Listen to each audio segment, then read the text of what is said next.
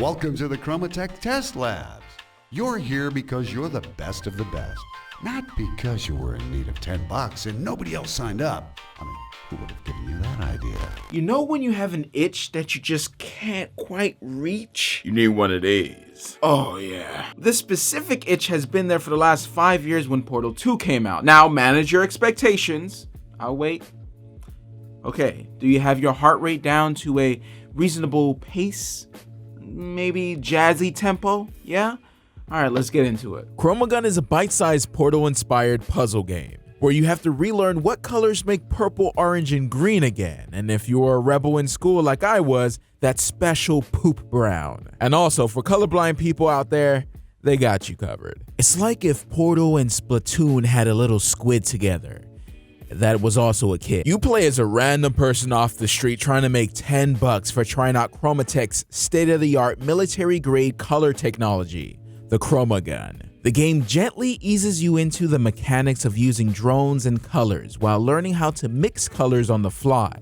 The basics are the same colors attract each other. Then they add different mechanics along the way, like drones that attack electrified floors and thinking quickly before you make one mistake that will make you restart the whole level. It starts off super chill in the early levels, like you're in preschool, but then you jump a couple grades and the levels get a little bit longer where one mistake will have you hurting just a tad bit, but they're never too long for it to become a problem. The puzzles are what you expect. Some are easy, some have you scratching your head. Rarely does a puzzle break itself or become frustrating. It gives a healthy dose of challenge, especially when they start playing with having you mix specific colors to complete a puzzle. Adding more than 2 colors will turn it brown, so there's no takebacks here. Finding the right combination of the 3 colors you have available to you while mixing the wall and drone colors is weirdly satisfying, because it's such a simple concept turned into something challenging, like it's almost teasing you. Look, it's just colors. How could you not figure this out? Now, some puzzles are better than others, and I think some of the later puzzles are a little bit too easy and there are a few missed opportunities, but overall, a very unique puzzle design. The paint the Chroma Gun fires is a specially developed blend of partially semi-lethal, dangerously radioactive isotopes, and will paint any surface not designed not to be painted by it. That being said, please do not sniff, touch, or especially lick the paint. As you can see, there has been a lot taken from Portal, the gun, the story, and even a witty narrator. This sexy voice is one of the best things in the game. It's sad that he doesn't talk as much as you would think he would, because he could have just carried the whole game. I am a sucker for well done voice acting. It's the reason why I like Soma so much, and it's a damn shame that they don't use the narrator more. There's just long sessions of just puzzles without big sexy talking.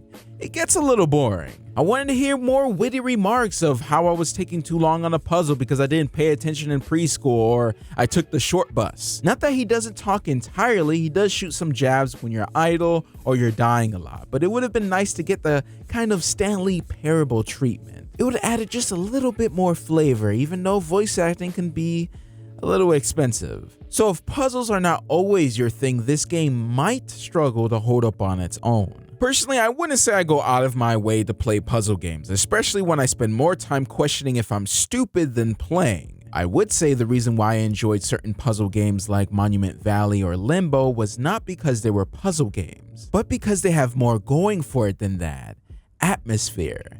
The 2 games I mentioned don't have a deep story, but they do have a unique art style and music. The experience of the journey is what I mostly enjoyed from those puzzle games. Not to say that all puzzle games should be this way, but that it was missing from Chroma Gun. Now, there are some little touches of detail in certain places, but it kind of just doesn't go anywhere. It doesn't help when certain sections are repeated and music cutting off like it's on a playlist.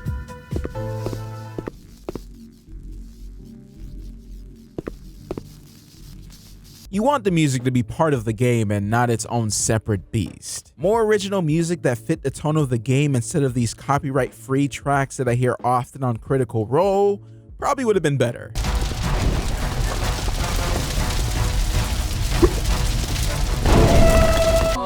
As you are just, your mind is so filled with aggression. I got that big, like, It took me right out the game. Atmosphere, immersion, whatever you want to call it, this game needed just a little touch of it. It keeps the story in the player's mind going without having expensive sexy voice talking the whole time. Now, all this doesn't mean that it's a bad game though. It has unique puzzles, an amazing voice actor, $13 for a 4-ish hour, heavily inspired Portal puzzle game.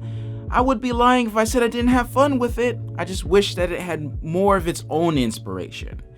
You know, it's a nice little snack before Portal 3 comes out in 2186.